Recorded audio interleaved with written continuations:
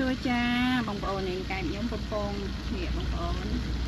កំពុងដាក់ស្រួយរួចហើយខ្ញុំដាំទឹកពុះដែរហើយខ្ញុំដាក់គល់ក្រៃហើយនឹងដេងបងប្អូនតបពីដាក់គល់ក្រៃដេងលក្រូចហើយបងប្អូនខ្ញុំកែច្នៃណាម្ហូបនេះនេះហើយខ្ញុំដាក់អំបិលបន្តិចមកបងប្អូនហើយរ៉ូឌីបន្តិចមក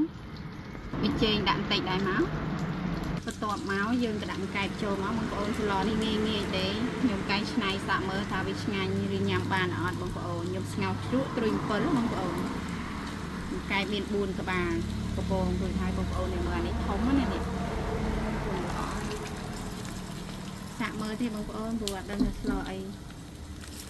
សាកមើលទៅស្លវាឆ្ងាញ់យ៉ាងណានេះមើលមុខមាត់វា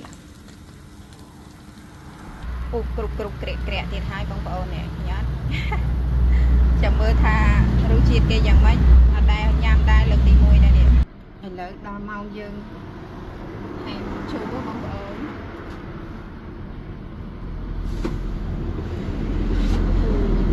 ក្រែកតបមកនេះខ្ញុំដាក់ត្រួយ7បងប្អូនស្ងោរត្រួយ7ហ្មងហ្នឹងហើយចាំមើលរសជាតិគេរបៀបម៉េចហៅថាស្ងោរជ្រក់ត្រួយ7ណាបងប្អូនកែប4នេះជិត1គីឡូធំមកបងប្អូនហើយផ្លូវគេឡើងចំផិនខដៃ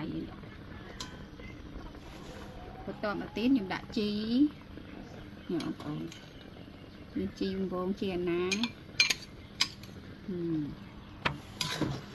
ទៅណាទៅណីឯងចាំមើលសិនបិទទៀនទៅបងប្អូនហើយដាក់ទឹកតិចបានហើយដាក់ទឹកច្រើននេះ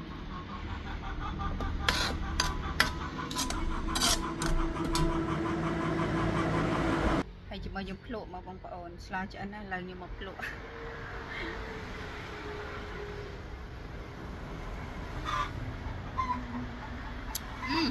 ឆ្ងាញ់ណាស់នេះមន់សាំដល់ហើយមន់ហ្នឹងរំខានវីដេអូហើយអូឆ្ងាញ់ហ៎បងប្អូននេះខ្ញុំសាកធ្វើមើលឆ្ងាញ់តា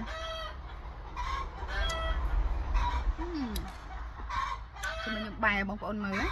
នេះបងប្អូនឃើញអត់ខ្ញុំមកដាក់អីច្រើនទេគល់ក្រៃដេងលក្រូច